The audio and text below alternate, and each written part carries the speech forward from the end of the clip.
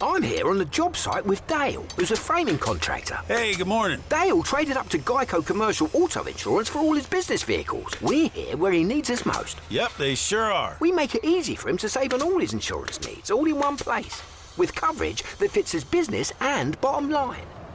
Oh, I shouldn't have looked down. It's all right. We're so far up here. Look at me. Take a deep breath. Oh, I'm good. So good. Get a commercial auto insurance quote today at geico.com and see how much you could save. Get more with Geico. Hey, friends, and welcome to another episode of Fully Booked. I'm Megan. And I'm Shirin.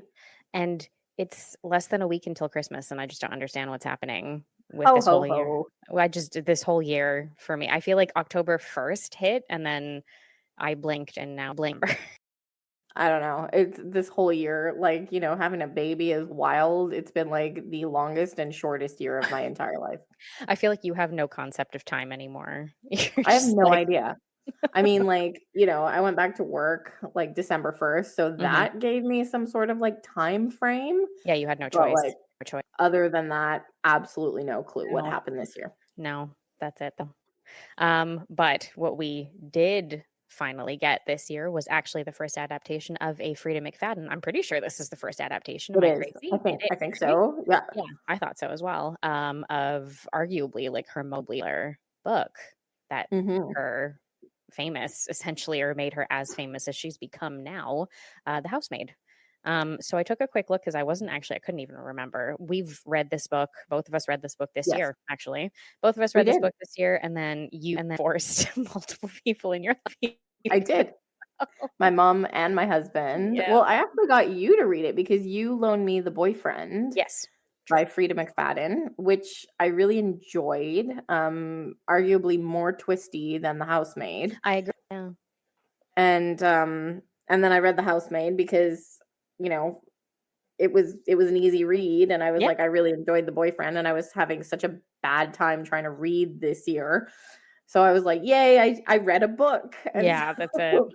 So then I was like, let's read another one by the same author. And then I was like, now you have to read it. Now you have to read it. Everybody reads the book. I need to talk to someone about it. So somebody else read the book. And then that was how this entire thing happened. And then, that's it. I read it, and then your mom read it, and then your husband read it. So yeah. I'm still trying to get Arthur to read it. He'll get there eventually. He has other ARCs and ARs working on. He's in the background of my video right now. So both of us actually, so that's it. Circumstances dictated that we did not actually go see the adaptation that just came out in theaters the day that we're recording this day.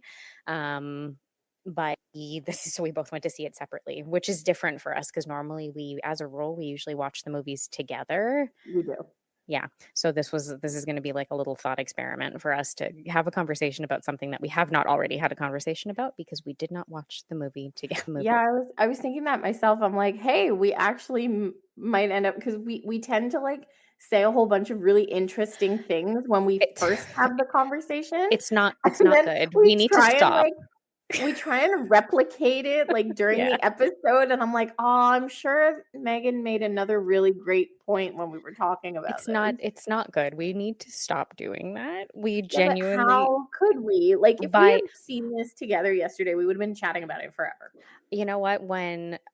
As a rule, other than a couple of basic thoughts, when Arthur and I try to do this, when we go to see a new movie for like new movie tone podcasts that we have, we are just like silent on the drive home after in the car. We just don't talk to each other. We're like, la la la la la, let's just go home, and then we're gonna record the episode right away. Okay, great. Well, maybe we should start adopting the same tactic and see if it works. Because we miss out on some things that like 2 days later, I'm like, oh, we didn't talk tangent for no reason, but here we are. So a little bit of, I guess, background for people who maybe have just like seen the books, but don't necessarily haven't necessarily read them or don't necessarily know much about them. So this book was actually, it's part of what's now a trilogy. And I think there's also a novella that slots in there somewhere as well. Was published in 2022, followed by a follow-up in 2023, one in 2024, and then a short story or a short that was published in 2025.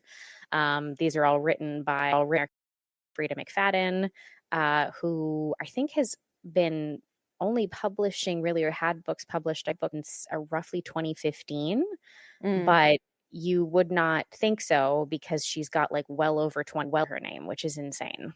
Yeah, there's been a lot of like talk about whether she uses AI or not when she's writing her books. And like also I think it's important to plug that Frieda McFadden is a doctor. So like she just writes in her spare time. Well, now, so my understanding from what I've read is that this has become her primary focus. She doesn't see patients as much as she used to. Oh, really? But she also, when she makes public appearances, this is something that's really funny, that there was that I believe I think she's confirmed it now, when she makes public appearance, basically to disguise like a superhero. She wears a wig, and I think she has like a nose prosthetic and a couple of other things because of like that would make being sense. a physician. She doesn't really those worlds to cross over and have this weird, I guess, like celebrity physician thing come into play, and have people lamenting to see her and stuff, just to talk to her about books or be creepy, whatever, you know. So that makes sense, though. so she keeps those really separate. And I think it started, a little while ago. People were like, "Is she wearing a wig? That's a really bad wig." And then it just like continued from there. That's so funny. I'm gonna have to like look up pictures. I don't typically look up pictures of authors. I don't know why. It's just something that like doesn't occur to me. And then like I'll see a picture of them. Me neither. And I'm like, I'm always surprised. I mean, about what an author like, I guess I pick up a book, I read a book, and then I never think about the person. Like I think about maybe like the person be like, oh, I wonder when be stuff if I liked it, or I'm never reading their stuff again if I really didn't like it. But I didn't think about it in any other way, you know? Yeah. Well, that's the same as me, but like obviously with social media now, you start seeing their pictures, and most of the time I'm like, I had no idea that's what they would look like, but who cares? Yeah, that's it exactly. Yeah. So that's it. So this is the first in a long line of really like just, twisty thrillers. In my opinion, kind of campy thrillers are like, they're very kind of so very over the top in the characterizations, in the actual twists themselves. Like they go to really weird places and you're like, what is happening? Yeah. But they do make for really easy reading, where if you think too much about them, you won't be disappointed. You'll just be like, okay, that was fine. And then move on to something else. Yeah. And it's funny that you mentioned that they're campy, because I had never really thought of them as campy until I was watching the movie yesterday. Oh my God. Yeah.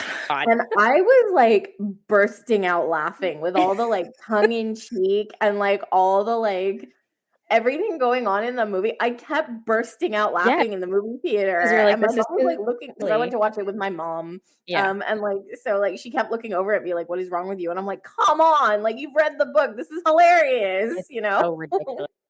Because you're like, this is nuts. What? Yeah. What's happening? Oh yeah. Completely crazy. Yeah.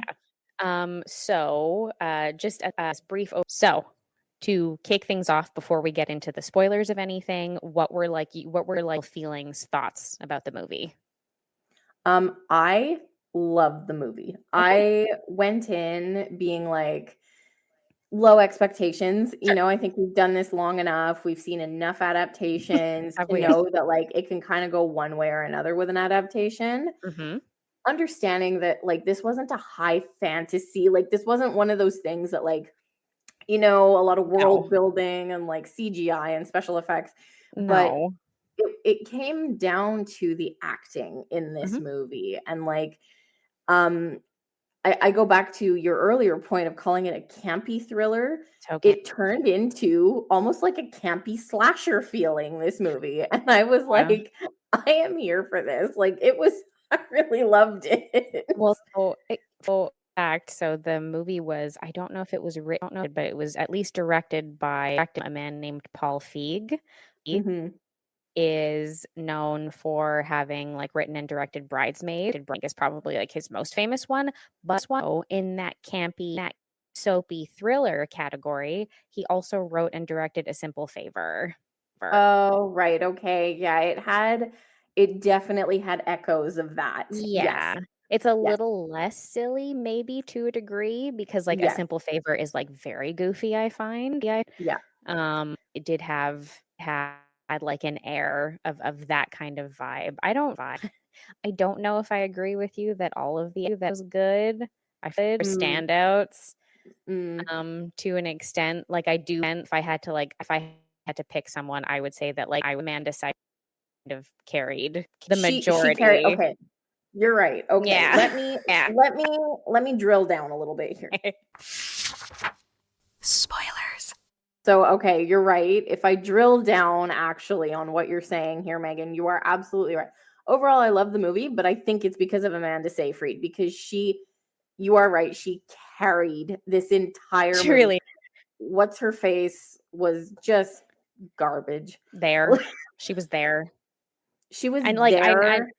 yeah, she was just Sydney Sweeney was just in the movie. Like she was Yeah. fine. She had a few moments where I was like, okay, there's somebody who I've seen be a decent actor in like a few different things, like when she was in Euphoria and stuff like that. I found she was actually putting in a performance. Yes. But it's almost like ever since she became famous from that, she's just been like, I'm just hot. And you're like, okay. Yeah. You know what? It was really funny because and I don't know if you had this where you went to see the movie, because I was in my like shitty movie theater up the road there. Yeah. And they did the the like before the movie whatever, like pre-presentation whatever, and they showed like a clip of an interview with Amanda Seyfried and Sydney Sweeney, and the interviewer asked Amanda Seyfried a question, and Sydney Sweeney just kept jumping in and jumping in and jumping in. And like Amanda Seyfried was giving her like warning eyes, like shut the fuck up, basically. Whatever. And I was just like, that kind of set the tone for the whole movie for me. Yeah. Everybody's seen what she's actually like this year. So I think we're all like well aware at this point. Blah. Yeah. Anyway, and I will also say that I personally thought that Brandon Sklenar also was quite a good Andrew. I wasn't sure. He was great. I wasn't sure how he was going to be, because he always plays like a nice guy, and I was like, is this going to be okay? No, but he did such a good job at playing a nice guy. Like when I was watching the movie, I was like, I just kept saying to myself, if I hadn't read the book, I would have been like, holy shit, what the fuck just happened? True enough. Yeah, no, that is true. Because you getting into like that side of things. It's okay. I'll have input a spoiler alert at this point, but getting into like that side of things, right? Like in the novel, it is revealed like over halfway through, essentially, that Nina, who's been acting like basically a psychopath for the entire course of the story thus far, and has been treating Millie horribly and having like breakdowns for no reason and acting extremely erratically, like to a point where you're like, do you need a hospital? Are you okay? And apparently has spent time in an institution and things like that, is revealed to have been doing all of this on purpose in order to find a way to escape Andrew, her husband, who is a fucking monster. Like, I don't know how else to describe him. He's nuts. Like when I was reading this book, I think I just had my mouth open the whole time. You're so funny. This was such a fun thing to, I guess, for you to go through this year, like getting into like thrillers and reading more of them, because I've read a ton of them. So when I read the book, I enjoyed it. Like it was really fun and like goofy and kind of fun and like silly, like a little bit over the top, and I was like, that's fine, it's like a beach read. But of course when I was reading it, I was like, nah, Andrew's fucking hiding something, fuck that guy, nobody's this nice. And when I told you that, you were like, oh my god, I didn't realize that at all. It went like he wasn't even on my radar. I actually thought that Cecilia was the psycho for a while. I'm like, maybe it's the little girl. Like poor Cecilia. They toned her down in the movie. I thought she was actually quite sweet. They didn't make her such like a horrible brat. You could tell she was more just like, everything sucks and I don't want anybody to get close to me because I'm afraid all the time. Like it was more like that. Well, yeah, they really did put that on quite a bit in the movie, which kind of annoyed me because I enjoyed her being a bit of a red herring in the novel. Well, anyway, for me, she was a red herring. Sure, yeah, that makes sense. This is just, I think this whole experience has just been really funny with you, and like we've talked about it before, you like kind of switching genres this year and like going down like a different kind of path with your reading because of being a new mom and having to adjust to all of that and having zero attention span for 800-page books with 400 pages of world building and character arcs and then 8 in the series. Exactly. And then, oh God, I've got to read 6 more. And if I don't start the second one now, then by the time I do, I'm not going to remember what happened in the last. Yep. So yeah. So I think that's been kind of interesting and like fun that way, but it's more fun. It's, you know what, because like I feel like sometimes I'm so jaded with these things because I've read so many of them that Yeah. I'm like, yeah, it's the fucking husband. But I know. meanwhile, I'm like, But this is it. Like, what was the one that we read and you were like, oh, I saw that coming a mile away? I don't know. Shoot, I can't remember, but there was a book that we both read, and I don't know, I don't think it was this one, but it was another one. Oh no, it was when we read We Were Liars. Oh, that's right. Yeah. That's right. Like I was like reading this book and I get to the end and I'm like, wow, my whole life has changed. And Megan's like, yeah, I figured it out in the first 7 pages. I was like barely 5 chapters in. I was like, oh, okay. And I like I don't think I had put together certain aspects of like that they were dead and stuff, like the cousins and stuff were dead. But I was like, oh, okay, whatever it is, this horrible incident that happened, she did it. She did it and she doesn't remember. She went crazy. She doesn't remember. She blacked out. Over my head completely. Yeah. And same thing with this one. And it's just been funny this year. And I think we'll talk about this a lot more in our wrap up. But like this has been a recurring theme. And I think we're just maybe like in the new year, you're gonna have to just keep feeding me like thrillers and stuff just to watch my reaction. It's gonna be so funny. I think if we do it, we're gonna have to do it with like books and with movies sometimes that maybe you haven't read the book of every once in a while. I think that will be really fun because also I did notice a few people say this and it's true. I will say for something like The Housemaid 2 going into this, it does kind of remind me that I'm like, you know, it's fun to see a fairly decent adaptation of a book. Like the story beats are mostly there, the majority of what happens throughout the plot and everything. So if you're looking for an adaptation, you definitely get one with this movie. But also realizing that when you go into an adaptation of a thriller that you have read, there's really no surprises. Yeah, well, that was it. You're just kind of like, doo-doo-doo. Yep, I know it's coming. Like, I was watching the movie yesterday, and the whole time I was like, God damn it, I wish I hadn't read the book because, like, this would have been so much more fun. I think I saw a clip of an interview with Amanda Seyfried where she was like, don't read if you haven't read the book, just see the movie first. And I was saw like, that too. Yeah, and I was like, yeah, too little, too late, my friend. Yeah, and I almost kind of I don't want to make it like a blanket rule where I'm like moving forward I shall not watch of course read not. the book if it's a thriller, but for this one, like, because the adaptation I think was really quite true to the book. Yeah, it was for sure. The whole time I was watching it, I'm like, oh man, like I really wish I hadn't read the book. Yeah. They did a really good job. They did a good job of that's it, like the adaptation portion. It's funny that you're just kind of like, oh yeah, actually that was a pretty solid adaptation. That's it. There were some changes the way that we spoke about, you know, that's it. Like Cece's character I found was a little different. The character of Enzo, yeah, we didn't get Enzo. We didn't get the aspect of like a sort of like romantic relationship between him and Nina. Like they do sleep together at one point in the book and stuff, and they develop feelings for one another. Particularly, he seems to develop feelings for her. Yeah, quite profound, but she's obviously got a little bit too much going on at the moment. Too much trauma, which I don't blame her for. So, you know, like those aspects of things. Also, in the book, Nina had gained a ton of weight. Oh, yeah, that's true. Yeah, and in part of her her mission to like for Andrew to toss her aside, basically she was like, if I get fat, because he demands perfection all the time, so she's like, oh, if I get really fat he won't want me anymore. You know, like that's it, those aspects. But you know, I remember we talked about this when we were talking about the fact that the adaptation was being made, and we were like, I don't know how they're going to do that because I don't think that it's 2025 and we're not going to put Amanda Seyfried in a fat suit because that would be fucking weird. So, well, that was it. I'm like, I wondered about that when they announced the adaptation. I'm like, I'm not sure how they're going to pull this off in the same way, but I guess they played up the fact that Millie was young. That's what they did. Yeah, true. Because I was just like, well, if you're looking for like hot, like you're already married to a hot woman, doesn't really anyway.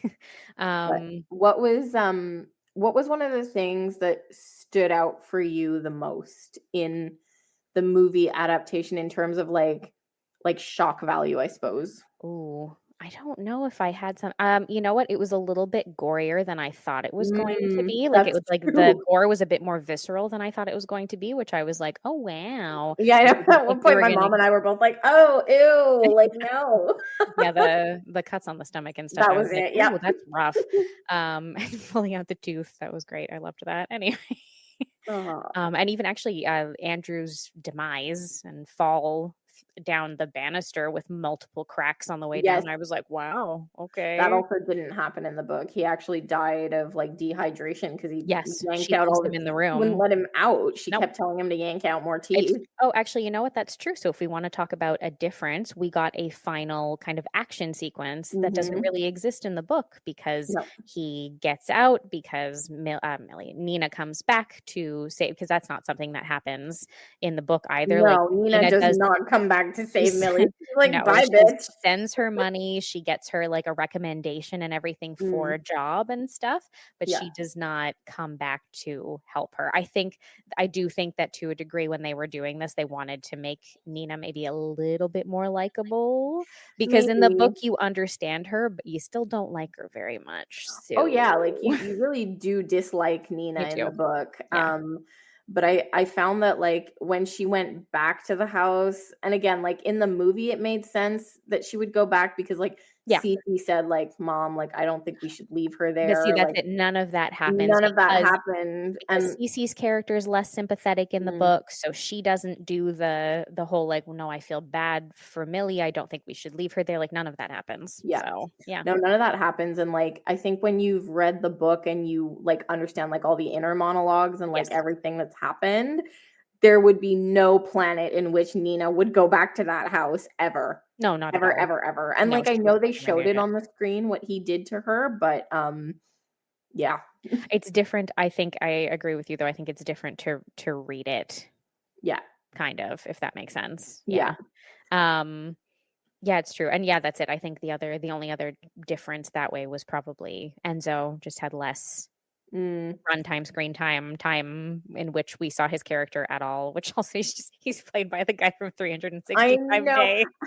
I I I couldn't take felt him okay, serious. I felt bad for the actor because I was like, I bet like this was gonna be like his big break, like His big American his thing. big American thing, and like they only gave him like freaking one line and 2 minutes of screen time, and then just a lot of like brooding at the 'Cause window. he has such a heavy Italian accent that you chuckle a little bit I after a know, but while. like, I think okay, I think it's because I'm coming from a place of somebody who's watched like freaking 6 of the 12 Gabriel's Inferno movies. Fucking And I'm hell. like, you let that guy have like 12 movies, but Yeah, this but guy can't have more than 2 lines. not a wide audience, Shirin. Come on. Who the fuck watched all the Gabriel's Inferno movie? No one I know. We stopped. So, We did because they were so oh bad. my god. Okay, well, it's like watching paint dry by like the 6th movie. You're like, okay, I think Like I'm over this actually. now. It was so bad. Oh man. But yeah, what's his name? Mikel Moroni. I'm sorry, I don't know how to pronounce it properly, but anyway, whatever. Guy from 365 Days. That too, also because those movies are so insane. He kept on every time he popped up and looked really like serious. I was like, hee. Oh yeah, like Kind of I took think me I out of the only movie. watched the first one of the 365 days because I found it so ridiculous. It was the girl that I didn't like jive with in those movies. No, she's annoying. She's really annoying, so I didn't watch the rest of them. But like, yeah, his only role in these movies is to just look in this. Sorry, his only role in The Housemaid Yes. was to just look very serious at a window. Yeah, pretty much because because that's the thing is that, and I get it. Like, I get that they did this also because Enzo in the book is basically just described as Italian and hot. I mean, technically, And they you're got like, a hot Italian guy. Like, I guess they got a handsome Italian man to play the character, so that yeah. does make sense. But I was like, oh god, it's terrible. Oh, I know. It was not good.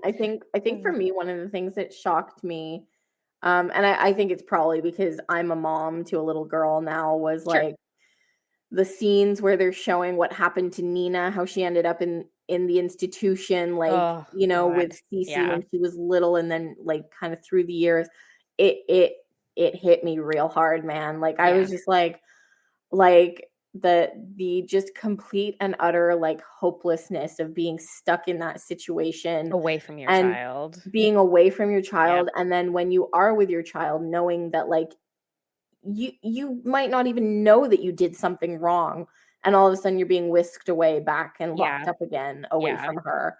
And the person who did it to you, like they did it so well, how they showed like how charming he was with the nurses and like all the you know, like it was very exaggerated the way that the other Stepford wives were like fawning all over him. Oh yeah, they were stupid. Like and again, like it fits into the camp level of the story, but they were just annoying. I was like, they were annoying, but they kind of helped to move the story along a little bit. They did. They're there for exposition. Yeah, exactly. But yeah, I found that tough to see on screen. And again, I think if I hadn't read the book, it would have hit me all that much harder because I would have been like, oh my God, this is awful. Yeah, exactly. That's it. Yeah, but you know, that's it. I found overall decently like pretty good performances. Even Elizabeth Perkins plays Evelyn Winchester, Andrew's mother. I thought she was pretty solid as well. Like the few scenes she was in, I was like, she had short scenes. Okay, so we watched the movie. I'm driving home. My mom and I were like, "Where have we seen her before? Where have we seen her so much before?" shit, so much stuff. And I was like, 2 a.m. I woke up and I was like, "Miracle on 34th Street," and then I fell asleep again. You're so funny. Why don't you Google things? Because I see it as a challenge. Also, I take so much pleasure in being like, Megan. Oh, okay. Every once in a while, this is for everybody who gets to listen to this. Every once in a while, this is the level of friendship that we have. I get a text from Shirin out of nowhere going, Megan, who's that guy from that thing that we like? And I'm like, I'm going to need a little bit more. Just like. I also want to add, though, that about 57% of the time when I text her that out of nowhere, she knows exactly what I'm talking about. Not immediately. I need more context clues. Like you need to tell me like from like this thing that we've watched. And then I can be like, oh, yes. Okay. Yes, fine. Yeah, but you're pretty good at it. I get so much enjoyment out of doing that, though, because when you're like, oh, you mean this? I'm like, yeah. And then sometimes I don't know and I go and look something up. Like I did this for our other podcast not too long ago. We went to see Five Nights at Freddy's 2, and there was a guy who popped up as a new character in the movie, and I was like, who the hell is this person and why does he look so familiar? And then we came home and I looked it up and I was like, oh, this would be one time where Shirin would know something that I wouldn't know about an actor because he's an English actor who played Kaz Brecker in Shadow and Bone on Netflix. Yeah, I would have totally known he was Kaz Brecker. You would have been like, awesome. Oh, hey. Yeah, that guy. See, now you've said that, I might want to watch Five Nights at Freddy's just for that. They're not that good. Anyway. They're for the fans of the game franchise. I will say they're not for anybody else. No, fair. Anywho, I would... Wrapping up, I guess. Yeah. How are you sitting on a scale of like percentage? How are you Rotten Tomatoes rating this movie? You know what? Like, I think I can't give you a straight answer. I never can. I think the reason why I enjoyed it so much was because it was just nice to get out of the house. I mean, yeah. On a Thursday with my mom, you know, like we got to go out and do something a bit out of the ordinary. True. And we were in this like really crappy movie theater where like no one else was there. And like it's like so funny. We went to 1996 in there. Like I swear, Megan, you were so there when we went last time. Yep. But I actually took the time to pay more attention to like the decor and like the stuff on the ceiling this time. It's a blast from the past, that place. It's wild. Yeah, and like nuts. We got there a bit earlier, and so like the strip mall was still open. Like when you and I went that time, there was nothing open. Yeah, it was super late. Yeah.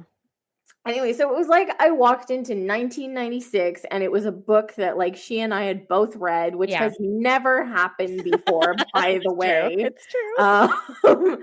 And like I just had a blast watching this movie. Like I thought it was a great time. And so like, would I have enjoyed it as much if I had been watching it like on my couch? alone. Like, I don't know, maybe I mean, it's not. always the Like, case now, isn't it? When we watch something at home, we're way more likely to be distracted, to look at our yes. phone or Yep. something in the middle of it. So, like, it does kind of affect your rating, maybe. Whereas when you go and you see something in a theater and you're not an asshole and you actually watch the movie and don't take out your phone. Yeah. Listen, I was in when I was in a movie the other week. Somebody went into there was like a hotel room number or something that popped up, and it was room number 6, and some teenager in the back of the theater yelled 6-7, and I was like, I can't deal with this anymore. No, like, this is why you go to the crappy movie I'm theater, old. 'cause I no don't. one is there. Yeah, I guess You that's know? the way to fix it. But, So yes, so I think that does affect your viewing experience a little bit oh, more than when you watch definitely. it at home, you know? But I would give this I would actually give this a solid 8. Like, I had a great Okay. time, but the downside was Sydney Sweeney. Agreed. Yeah. Yeah. And Yeah. nobody, we're not just saying that because we know she's not a great person. No, like, she just had the Genuinely, same facial expression the whole yeah. movie, and, She like, puts in no effort into anything, and you're she like, put no effort in, even in, like, their, like, sex scenes that they had, no. like, She got one. she wasn't interested at all. No, she got one chuckle out of me Yeah. right at the end when she has told Andrew that he has to rip out his tooth. Yeah. And he's like, fine, I'm going to do it. And she goes, wait, I want to see. And she has to like bring up the Oh, yeah, camera that on the made me phone. laugh That too, made and me she goes, laugh. "Oh, wait, hang on, I wanna watch." Yeah, that Yeah, made me laugh. that made me She laugh. did it, like, deadpan. Yes. And I was like, "Lol." Yeah. Yeah, that was funny. But outside Mhm. of that, I was like, you could have cast multiple other people in the role and it would have been the same, you know? Correct. Like, it Yeah. would have made no difference. You could No. have got any, like, young, gorgeous Yeah. actress from Hollywood or whatever, Yeah. and it would have probably It would have ended been up fine. yeah, it would have been fine. Yeah. What about you? What's your rating? I think because just in general, like this was, like an okay experience for me. Like the book was a decent experience for me. This was a decent experience for me. I think I'm hovering somewhere more like a 6, probably. Yeah, I think for me, like, it's because it was a whole ass experience, and I turned this into, like, a feckin' book club experience. You did. And I'm like, everybody has to read this now. Shirin's book club of the year was one book, but hey, we all read it. So I think it's still pretty impressive given my very limited attention span this year. Well, she's small, but she's persistent. Let me tell you, Oh when she starts boy. bugging you about something, you have no choice. No choice at all. Yeah. Anyway, those were kind of our feelings about it. I don't know if I haven't even checked like how it's doing or anything at the moment. I So have I no don't idea. I don't know like I what the think I ratings saw are a looking like. headline that said that people think it's pretty, like, Pretty funny. okay. So I'm Yeah. looking right now as of today. So that's it. We saw this on Thursday. It's now Friday. IMDb scores 6.5 out of 10. The critic score on Rotten Tomatoes is 78%. Audience score is 90. I think people are just Yeah. going in and having fun with this. That's what I'm saying. It's just a good time, this Yeah. movie. And I think it's because of the campy aspect that they added to it. And it's almost the end of the year. People are tired. Yeah. And It's maybe they Christmas. just want this silly little level of escapism right before the holiday insanity hits. So Yeah, that's what we're getting. I think so. Okay. Let's have more Frieda McFadden adaptations, but do a good job. I think if this one does well enough, we'll probably get more. I get the feeling. I want one of the boyfriend. Yeah. Yeah. That one actually, like you said, you mentioned it was more twisty, but it's true that one was actually published in 2024. So it was a couple of years after The Housemaid, which might have something to do with, your style changes over time. True. Yeah. Yeah. Anyway, that was fun. This was nice to actually like see something new right before we kind of hit the end of the year. And then, basically our next episode that we're coming to you with is just going to be our end of the year wrap up pretty much before everything. Wow. I cannot believe we're already here. It's nuts. Yeah, I don't know. I just blinked and this year happened. And and now we're like, okay, it's December. But I'm looking forward to chatting through like our favorite stuff that we read this year and kind of, looking forward to some stuff next year. Cause I think with what we've talked about with kind of like reformatting things, heading towards seeing newer stuff and like working on like, newer, more like relevant things as they drop. There's so many like adaptations and stuff that are coming even in like the earlier half of the year. So my calendar is now full of them, Megan. Yeah, you're welcome. You're welcome. I'm very organized. I sent you another one too. There's a TV show adaptation coming out in January.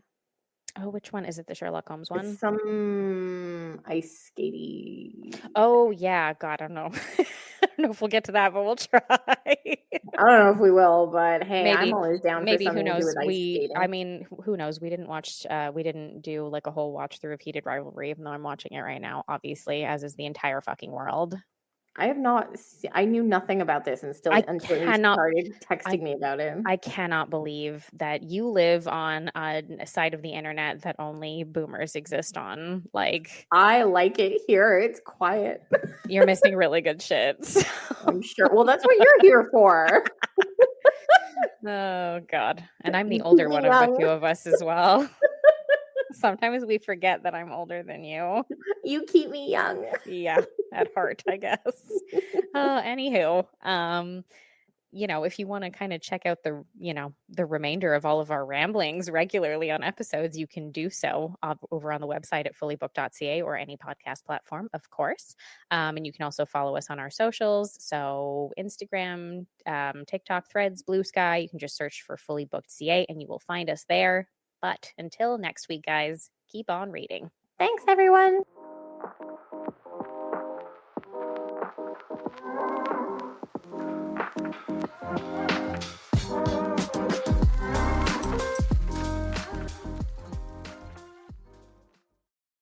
I'm here on a job site with Tim, who owns his own electrical contracting business. 3 employees and 2 work trucks. Tim traded up to Geico Commercial Auto Insurance. We're positively here where he needs us most. They sure are. With step-by-step help on all his insurance needs, all for shockingly low rates. Shockingly low, huh? It's just a little bit of electrician humour. Do you get it? I got it. You know, it feels like we have a real connection. All right, I'll stop. Get a commercial auto insurance quote today at geico.com and see how much you could save. It feels good to Geico.